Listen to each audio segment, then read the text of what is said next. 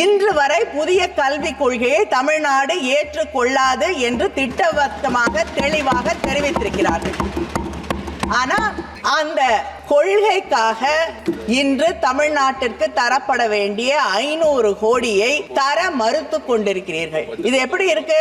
எங்க கிட்ட இருந்து காசு பணத்தை வாங்கி வைத்துக் கொண்டு புதிய கல்விக் கொள்கையை நீங்கள் ஏற்றுக்கொண்டால் தான் உங்களுக்கு நிதி வழங்கப்படும் என்றால் நாங்கள் தேர்ந்தெடுக்கப்பட்ட பிரதிநிதிகள் இல்லையா? தமிழ்நாடு அரசாங்கத்தை மக்கள் தேர்ந்தெடுக்கவில்லையா? எங்கள் முதலமைச்சரை மக்கள் தேர்ந்தெடுக்கவில்லையா? நீங்கள் மட்டும்தான் மக்கள் பிரதிநிதிகளா? உங்களுக்கு என்ன உரிமை இருக்கிறது? உங்களுடைய இதே பிரதமர் குஜராத்தின் முதலமைச்சராக இருந்த பொழுது மாநில உரிமைகளுக்காக குரல் கொடுத்துக் கொண்டிருந்தார். இங்கே பிரதமரானவுடன் இன்று மாநிலத்தின் உரிமைகளை பறிக்கக்கூடிய ஒருவராக மாறியிருக்கிறார். எங்களுடைய கல்விக் கொள்கையிலே, எங்களுடைய மக்களுடைய நம்பிக்கையிலே, மக்கள் தேர்ந்தெடுத்திருக்கக்கூடிய அரசாங்கத்தின் உரிமைகளிலே தலையிடுவதற்கு ஒன்றிய அரசாங்கம் யார் என்று நான் கேட்கிறேன்.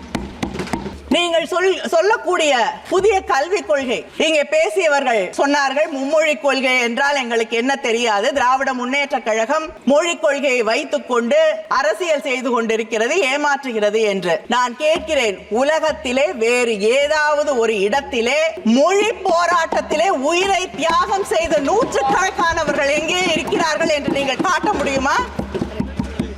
உங்களுக்கு தெரியாது. ஏனென்றால் இந்த நாட்டின் விடுதலை போராட்டத்தில் கூட நீங்கள் பங்கேற்றுக் கொள்ளவில்லை. அதனால் உங்களுக்கு தியாகம் என்பது என்னவென்று புரியாது. எங்கள் தமிழ்நாட்டிலே சாதாரண குடும்பங்களை சார்ந்த கிராமப்புறங்களில் இருக்கக்கூடிய பிள்ளைகள் படிப்பதற்காக தலைவர் கலைஞர் அவர்கள் ஒவ்வொரு மாவட்டத்திலும் அரசு மருத்துவ கல்லூரிகளை கொண்டு வந்தார்கள். நீங்கள் நீட் பரீட்சைகளை கொண்டு வந்து அங்கே இருக்கக்கூடிய மாணவர்களின் கனவுகளை எல்லாம் சிதைத்துக் கொண்டிருக்கிறீர்கள். எத்தனை பேர், எத்தனை மாணவர்கள் உயிரை மாய்த்துக் கொண்டிருக்கிறார்கள். அதை பற்றி உங்களுக்கு கவலை இல்லை. ஏனென்றால் இந்த அரசாங்கம் வந்த பிறகு ஒரே ஒரு தொழில் மற்றும் வளர்ந்திருக்கிறது. கிட்டத்தட்ட 5750 கோடி கோச்சிங் இண்டஸ்ட்ரி. நீங்க உருவாக்கக்கூடிய சிலபஸ் தான் இங்கே இருக்கக்கூடிய கலாச்சாரத்தை, பண்பாட்டை, இந்த நாட்டின் நாகரீகத்தை, அரசியல் வரலாற்றை சொல்லித் தரும் என்கிறீர்கள். நீங்க சொல்லிக் கொடுக்கக்கூடிய அரசியல் வரலாறு என்ன? முகலாய மன்னர்களை பற்றி பேச மாட்டீர்கள். மகாத்மா காந்தி அவர்கள் கொல்லப்பட்டதை பற்றி உங்கள் அரசியல் வரலாறு பேசாது. தமிழ்நாட்டிலே இருக்கக்கூடிய தலைவர்களை பற்றி பேச மாட்டீர்கள். பெரியாரை பற்றி நிச்சயமாக பேச மாட்டீர்கள். ஆனால் ஒரு தலைவர் அந்தமான் சிறையில் இருந்து புல்புல் பறவையின் மீது ஏறி, புல்புல் பறவையா ப்ரூம்ஸ்டிக்கான்னு எனக்கு தெரியல, ஏதோ ஒன்றில் ஏறி அவர் சிறையில் இருந்து வெளியே பறந்து வந்தார் என்று உங்களுடைய டெக்ஸ்ட் புக் சொல்லி தருது. இதுவா சயின்டிபிக் டெம்பர்? இதையா மாணவர்களுக்கு நாங்கள் நீங்கள் சொல்லி தருவீர்கள், நாங்கள் ஏற்றுக்கொள்ள வேண்டும்? நேற்று இந்த அவையிலே திராவிட இயக்கம், திராவிட இயக்கம் என்பது காலம் காலமாக ஜாதி என்ற அந்த அமைப்பை ஒழிக்க வேண்டும், ஜாதி என்ற அந்த கட்டமைப்பை உடைக்க வேண்டும் என்று பாடுபட கூடியவர்கள். நீதி கட்சியில் இருந்து தந்தை பெரியாரில் இருந்து பேரறிஞர் அண்ணாவில் இருந்து தலைவர் கலைஞர், இன்று எங்களுடைய முதலமைச்சர் வரை இதற்காகவே தன் வாழ்க்கையை அர்ப்பணித்துக் கொண்டவர்கள். நேற்று இந்த அவையிலே நான் வருத்தத்தோடு சொல்கிறேன், ஒரு தாயின் வருத்தத்தோடு, ஒரு தங்கையின் வருத்தத்தோடு, ஒரு சகோதரியின் வருத்தத்தோடு இதை இங்கே பதிவு செய்கிறேன். இங்கே இருக்கக்கூடிய இந்த அவையிலே மெம்பர் ஆஃப் பார்லிமெண்ட் இன்னொருவரை பார்த்து கேள்வி கேட்கிறார், உனக்கு உன் ஜாதி என்ன என்று தெரியாது என்று. அந்த ஜாதி என்று என்ன என்று தெரிந்து கொள்வதிலே என்ன பெருமை இருக்கிறது என்று எனக்கு தெரியவில்லை. ஜாதி அற்றவராக வாழ்வதில் தான் பெருமை இருக்கிறது என்பதுதான் திராவிட இயக்கத்தின் கொள்கை. அதைவிட வருத்தப்படக்கூடிய விஷயம் என்னவென்றால், அந்த பேச்சை ஆதரித்து பாராட்டி இந்த நாட்டின் பிரதமர் பேசுகிறார். ஜாதி என்பது பெருமை என்று சொல்லக்கூடிய ஒரு ஆட்சி ஜாதியின் பெருமையை பற்றி பேசுவது, ஜாதி தெரியாதவர்களை இழிவுபடுத்துவதை ஏற்றுக்கொள்ளக்கூடிய ஒரு பிரதமர் உருவாக்கக்கூடிய ஒரு சிலபஸை தமிழ்நாடு எந்த காலத்திலும் ஏற்றுக்கொள்ளாது. எங்கள் முதலமைச்சர் கடைசி வரை போராடுவார், நாங்களும் போராடுவோம். திருமதி கனிமொழி. Thank you sir. அறிவும் மானமும் மனிதர்க்கு அழகு என்றார் தந்தை பெரியார். அறிவு என்பது கல்வியின் வழியாக பெறுவது. அந்த கல்வியின் வழியாக பெற்ற அறிவன் வழியாக சுயமரியாதையும் மானமும் என்ன என்பதை மக்கள் உணர்ந்து கொள்வார்கள். இது இரண்டும் நடந்துவிடக்கூடாது. ஒதுக்கப்பட்ட மக்கள் என்றும் ஒதுக்கப்பட்டவர்களாக இருக்க வேண்டும் என்பதால் வழி வழியாக எங்களுக்கு கல்வி மறுக்கப்பட்டது. இன்று அந்த வழியிலே அந்த மறுக்கப்பட்ட நியாயங்களுக்காக போராடி கொண்டிருக்கக்கூடிய சில பேர் இன்று ஆட்சி நடத்தக்கூடிய நிலையிலே நாம் நின்று கொண்டிருக்கிறோம். பிஜேபியோடைய 2014 தேர்தல் அறிக்கையிலே investment in education yields the highest returns என்று அவர்கள் சொல்லி இருக்கிறார்கள். ஆனால் காத்து கொண்டிருக்கிறோம் அந்த எடுகேஷன்ல இன்வெஸ்ட் பண்ணக்கூடிய தினம் எதுவாக இருக்கும் என்று. யூபிஏ அரசாங்கத்திலே ஜிடிபியில் 4.77% கல்விக்காக ஒதுக்கப்பட்டது. தமிழ்நாட்டிலே எங்களுடைய முதலமைச்சர் அவர்கள் கல்விக்காக தமிழ்நாட்டு ஜிடிபியிலே 12% ஒதுக்கீடு செய்கிறார். ஆனால் இந்த அரசாங்கம்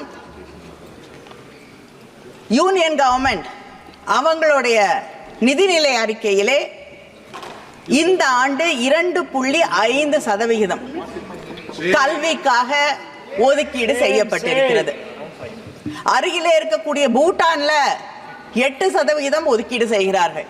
ஆனால் இந்தியாவிலே 6% கூட நாம் இன்று வரை தொடவில்லை. கல்வி என்பது பொது பட்டியலிலே இருக்கிறது. It is in the concurrent list. ஆனால் இங்கே இருக்கக்கூடிய ஒன்றிய அரசாங்கம் ஏதோ அது அவர்களுக்கு கொடுக்கப்பட்ட ஒன்றாக, அவர்களுக்கு மட்டுமே உரிமை இருக்கக்கூடிய ஒன்றாக நினைத்து கொண்டு நடந்து கொள்கிறார்கள். கல்விக்காக ஒதுக்கீடு செய்யப்படக்கூடிய நிதியில் 60% ஒன்றிய அரசாங்கம் தர வேண்டும், 40% மாநில அரசாங்கம் தரக்கூடிய ஒன்று. ஆனால் உண்மை நிலை என்னவென்றால் செஸ் 4% ஹெல்த் அண்ட் எஜுகேஷன் என்ற பெயரிலே வாங்குகிறார்கள். அது மாநிலங்களில் இருந்து சாமானிய மக்களிடமிருந்து வாங்கக்கூடிய அந்த நிதியில் கல்விக்காக ஒரு முக்கியமான தொகையை அவர்கள் ஒதுக்க வேண்டி இருக்கிறது. அப்படி பார்க்க போனால் கிட்டத்தட்ட 50% மேலாக கல்விக்காக நிதியை வழங்கி கொண்டிருப்பது மாநில அரசாங்கம் தான். கல்வி பொதுப்பட்டியலில் இருக்கிறது. அதற்கான அதிகமாக நிதியை தரக்கூடியவர்கள் நாங்கள். எங்களிடம் இருந்து வரி என்று சொல்லி, ஜிஎஸ்டி சொல்லி எங்ககிட்ட இருக்கக்கூடிய நிதியை எல்லாம் வாங்கிக் கொள்கிறீர்கள். ஆனால் எங்களுக்கு மாநிலத்திற்கு தர வேண்டிய, கல்விக்காக தர வேண்டிய நிதியை வைத்துக்கொண்டு வழங்க மறுக்கிறீர்கள். இது எப்படி இருக்கிறது என்றால், மணிமேகலையின் கையிலே இருந்த அக்ஷய பாத்திரத்தை பிடுங்கிக் கொண்டு பிச்சை பாத்திரத்தை வழங்கி இருக்கக்கூடிய ஒரு நிலையிலே இன்று மாநில அரசாங்கங்கள் நின்று கொண்டிருக்கிறது. You're dictating. You're holding us ransom. Shameful. SSA, Samagra Shiksha Abhiyan, Inclusive Education Program என்பது தமிழ்நாட்டு பொறுத்தவரை ஏறத்தாழ 3585 கோடி அதற்காக ஒதுக்கப்பட்டிருக்கிறது. யூனியன் கவர்மெண்ட் காம்பனன்ட் 60%, 2151 கோடி. ஆனால் அந்த 2151 கோடியிலே இன்று வரை, ஜூன் மாதம் வழங்கப்பட வேண்டியது இன்று வரை 500 கோடி முதல் தவணையாக வழங்க வேண்டிய நிதி வழங்கப்படவில்லை. அதற்கு என்ன காரணம்?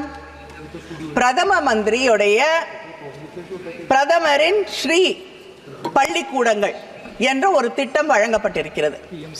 அது PM ஸ்ரீ ஸ்கூல்ஸ்.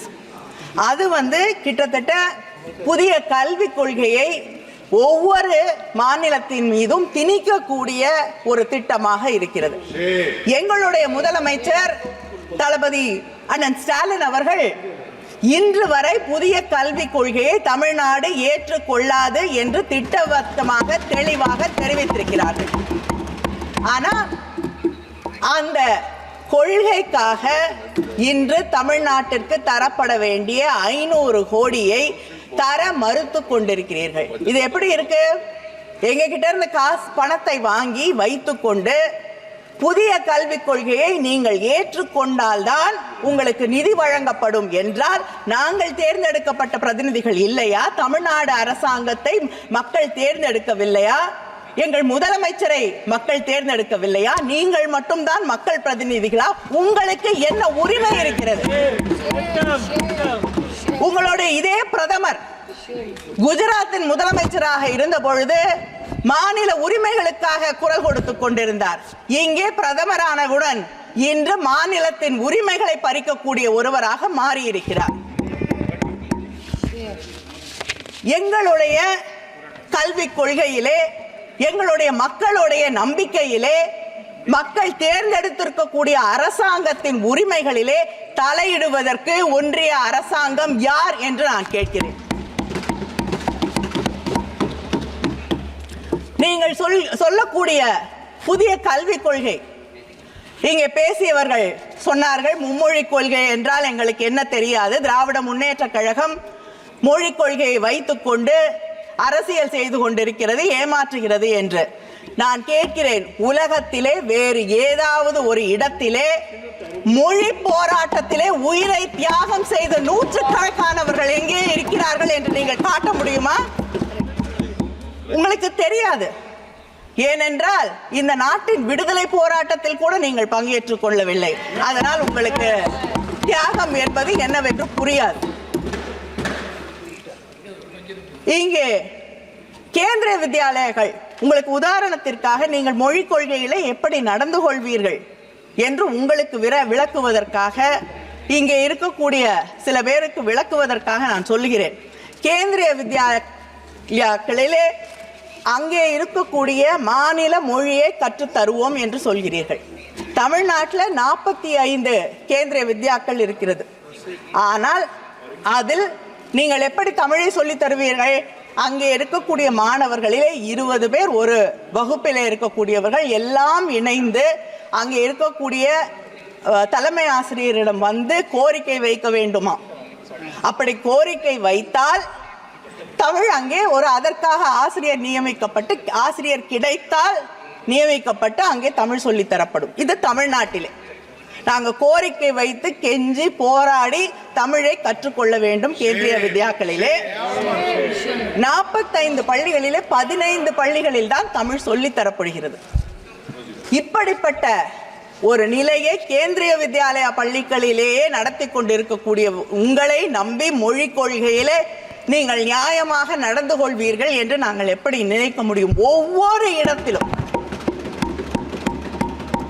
ரயில்வே ஸ்டேஷன்ல போய் டிக்கெட் வாங்க முடியல, அங்கேயும் ஹிந்தியை திணித்துக் கொண்டிருக்கிறீர்கள். அப்படிப்பட்ட இந்த அரசாங்கம் எங்கள் மீது ஹிந்தியை திணிக்காது. ஹிந்தியை மட்டுமா திணிக்கிறீர்கள், சமஸ்கிருதத்தையும் திணித்துக் கொண்டிருக்கிறீர்கள். ஒவ்வொரு வழியிலும் எப்படி நாங்கள் உங்களை நம்பி மொழிக் கொள்கையிலே நீங்கள் நியாயமாக நடந்து கொள்வீர்கள் என்று நினைக்க முடியும்? அது மட்டும் இல்லை, எங்களுடைய தமிழ்நாட்டு முதலமைச்சர் அவர்கள் காலை உணவு திட்டத்தை கொண்டு வந்திருக்கிறார். கிட்டத்தட்ட 1,14,000 குழந்தைகளுக்கு மேல் காலை உணவு திட்டத்தால் பயன்பட்டு கொண்டிருக்கிறார்கள். மதிய உணவு திட்டத்தை கொண்டு வந்ததும் தமிழகம் என்ற பெருமையை நாங்கள் தனையுமென்று சொல்லிக் கொள்வோம். ஆனால் PM போஷான் என்ற திட்டம் நாடு முழுவதும் இருக்கக்கூடிய இந்த திட்டத்திற்கு இந்த அரசாங்கம் அந்த திட்டத்திற்கான மதிப்பீடு 11,600 கோடி. அதுல குழந்தைகளுக்கு உணவு தரக்கூடிய திட்டத்திலே நீங்கள் ஒதுக்கீடு செய்திருப்பது 10,000 கோடி. உணவு, குழந்தைகளுக்கு உணவு தரக்கூடிய இந்த PM போஷான் திட்டத்திற்கு கூட போதிய நிதியை ஒதுக்க முடியாத நீங்கள் எங்களுக்கு கல்வியை பற்றி சொல்லித் தருகிறீர்கள். நாங்கள் அதற்கு தலைவணங்கி ஏற்றுக்கொள்ள வேண்டும். அதே போல நான் எடுக்கப்பட்டிருக்கக்கூடிய ஒரு நேஷனல் சாம்பிள் சர்வேல இந்த நாட்டிலே அதிகமாக பெண் குழந்தைகள் பள்ளியிலிருந்து நிறுத்தப்படுவதற்கு காரணம் அவர்கள் வீட்டு வேலைகளை செய்ய இருப்பதால்.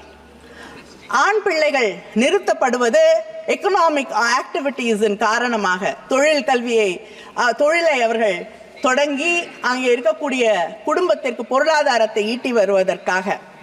இந்த புதிய கல்விக் கொள்கையிலே நீங்கள் விஸ்வகர்மா என்ற திட்டத்தை கொண்டு வந்து இந்த பிள்ளைகளை படிக்கக்கூடிய வாய்ப்புகளை எல்லாம் மறுத்து வழி வழியாக எந்த குலக்கல்வியை திராவிட முன்னேற்ற கழகமும் திராவிட இயக்கமும் எதிர்க்கிறதோ அதே கல்வியை கொண்டு வந்து எங்கள் பிள்ளைகளின் படிப்பை, எதிர்காலத்தை நாசமாக்க துடித்துக் கொண்டிருக்கக்கூடிய அந்த புதிய கல்விக் கொள்கையை எங்களால் எப்படி ஏற்றுக்கொள்ள முடியும்? இதே போல மொழி திணிப்பை பற்றி சொல்லுவதென்றால், தெலுங்கானால நீங்க சொல்லக்கூடிய ஏகலைவா மாடல் ஸ்கூல்ஸ்ல கிட்டத்தட்ட 47 பேர் வேலைக்கு எடுக்கப்பட்டிருக்கிறார்கள் பள்ளிக்கூடங்களிலே. அதிலே 44 பேர் ஹரியானாவில் வந்திருக்கிறார்கள், தெலுங்கானாவில் இருக்கக்கூடிய பள்ளிகளிலே கல்வி சொல்லிக் கொடுப்பதற்காக. எப்படி படிப்பாங்க அந்த பிள்ளைகள்? இப்படி புதிய கல்விக் கொள்கையின் வழியாக இந்த பள்ளிகளிலே இருக்கக்கூடிய அந்த ட்ரைபல் ஸ்கூல்ஸ்ல இருக்கக்கூடிய மாணவர்களின் கல்வியை கெடுப்பதற்கான ஒரு வழிவகையை உருவாக்கி கொண்டிருக்கிறீர்களே தவிர அவர்களை காப்பாற்றுவதற்காக, அவர்கள் எதிர்காலத்தை பற்றி கவலைப்படக்கூடிய ஒரு திட்டத்தை நீங்கள் உருவாக்கவில்லை. அதே போல் ஹையர் எஜுகேஷன், ஒவ்வொரு ஆண்டும் உயர்கல்வியிலே நீங்கள் ஒதுக்க வேண்டிய நிதியை குறைத்துக் கொண்டே இருக்கிறீர்கள். அதை தாண்டி கிளஸ்டர் ஸ்கூல்ஸ், அதிகமாக மாணவர்கள் இல்லை. தமிழ்நாட்டில் ஒரு மாணவன் இருந்தால் ஒரு பள்ளியை மூடாமல் நடத்தி கொண்டிருக்கிறோம். ஆனால் அதிகமாக மாணவர்கள் இல்லை என்றால் அந்த பள்ளிக்கூடத்தை மூடிவிட்டு அந்த ஊரில் இருந்து பல கிலோமீட்டர் அதிகமாக தூரமாக இருக்கக்கூடிய ஒரு இடத்திலே எல்லா மாணவர்களையும் கொண்டு வந்து கல்வியை நாங்கள் அவர்களுக்கு சொல்லித் தருவோம் என்றால் அந்த கிராமங்களிலே மலை பகுதிகளில் வாழ்ந்து கொண்டிருக்கக்கூடிய ஆண் பிள்ளைகளும் பெண் பிள்ளைகளும் எப்படி கல்வியை பெறுவார்கள் என்று நீங்கள் சிந்தித்து பார்க்க வேண்டாமா? அதே போல எங்களுடைய தலைவர் கலைஞர் அவர்கள் ஒவ்வொரு சின்ன ஊரிலும், ஈவன் ஸ்மால் டவுன்ஸ், அங்கே இருக்கக்கூடிய பெண்களும் அங்கே இருக்கக்கூடிய வாய்ப்புகள் வசதிகள் பெருகாத குடும்பங்களிலே இருக்கக்கூடியவர்கள் நகரங்களிலே வந்து தங்கி படிக்க முடியாது, அவர்களுக்கு கல்வி கிடைக்காது, உயர்கல்வி கிடைக்காது என்பதற்காக அங்கே எல்லாம் கல்லூரிகளை உருவாக்கினார். அதனாலதான் நீங்க இன்னும் 30 வருஷம் பொறுத்து ஒரு கனவு கண்டு கொண்டிருக்கிறீர்களே 50% உயர்கல்வியை எட்டி விடுவோம் என்று. அதை தமிழ்நாடு என்றோ தாண்டி விட்டதற்கு காரணம் சின்ன சின்ன ஊர்களிலே நாங்கள் அங்கே கல்லூரிகளை உருவாக்கி வைத்திருப்பதற்கு ஆன அந்த செயல் திட்டத்தை கொண்டு வந்த தலைவர் கலைஞர் அவர்களின் வழியிலே வந்திருக்கக்கூடிய ஆட்சி இந்த கல்லூரிகளை மூடக்கூடிய உங்களுடைய புதிய கல்விக் கொள்கையை எப்படி ஏற்றுக்கொள்ளும் என்று நான் கேட்கிறேன். அது மட்டும் இல்லை, இன்னும் சொல்வதற்கு நிறைய இருக்கிறது. இன்னும் சில நிமிடங்கள்.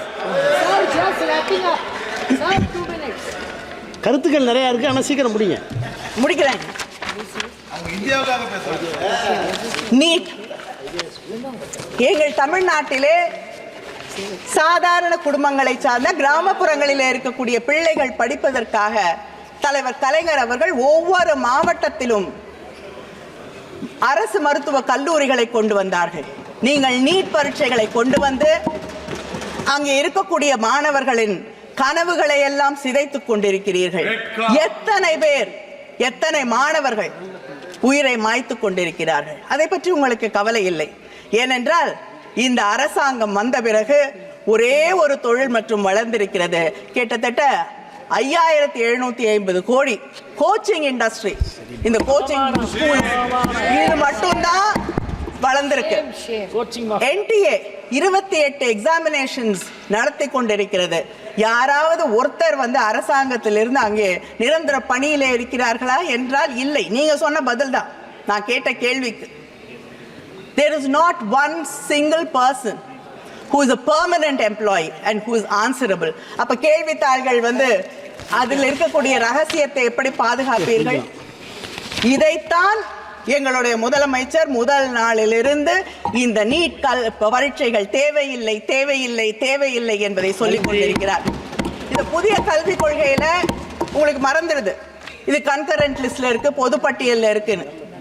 அதனால நீங்க சிலபஸையும் நீங்க தான் உருவாக்குவேன் என்கிறீர்கள். நீங்க உருவாக்கக்கூடிய சிலபஸ் தான் இங்கே இருக்கக்கூடிய கலாச்சாரத்தை, பண்பாட்டை, இந்த நாட்டின் நாகரீகத்தை, அரசியல் வரலாற்றை சொல்லித் தரும் என்கிறீர்கள். நீங்க சொல்லிக் கொடுக்கக்கூடிய அரசியல் வரலாறு என்ன?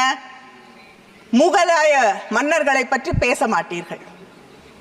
மகாத்மா காந்தி அவர்கள் கொல்லப்பட்டதை பற்றி உங்கள் அரசியல் வரலாறு பேசாது. தமிழ்நாட்டிலே இருக்கக்கூடிய தலைவர்களை பற்றி பேச மாட்டீர்கள். பெரியாரை பற்றி நிச்சயமாக பேச மாட்டீர்கள். ஆனால் ஒரு தலைவர் அந்தமான் சிறையில் இருந்து புல்புல் பறவையின் மீது ஏறி, புல்புல் பறவையா ப்ரூம்ஸ்டிக்கான்னு எனக்கு தெரியல, ஏதோ ஒன்றில் ஏறி அவர் சிறையில் இருந்து வெளியே பறந்து வந்தார் என்று உங்களுடைய டெக்ஸ்ட் புக் சொல்லி தருது. இதுவா சயின்டிபிக் டெம்பர்? இதையா மாணவர்களுக்கு நீங்கள் சொல்லி தருவீர்கள், நாங்கள் ஏற்றுக்கொள்ள வேண்டும்? நேற்று இந்த அவையிலே திராவிட இயக்கம் just one more minute sir, just 1 minute please. திராவிட இயக்கம் என்பது காலம் காலமாக ஜாதி என்ற அந்த அமைப்பை ஒழிக்க வேண்டும், ஜாதி என்ற அந்த கட்டமைப்பை உடைக்க வேண்டும் என்று பாடுபடக்கூடியவர்கள். நீதி கட்சியில் இருந்து தந்தை பெரியாரில் இருந்து பேரறிஞர் அண்ணாவில் இருந்து தலைவர் கலைஞர், இன்று எங்களுடைய முதலமைச்சர் வரை இதற்காகவே தன் வாழ்க்கையை அர்ப்பணித்துக் கொண்டவர்கள்.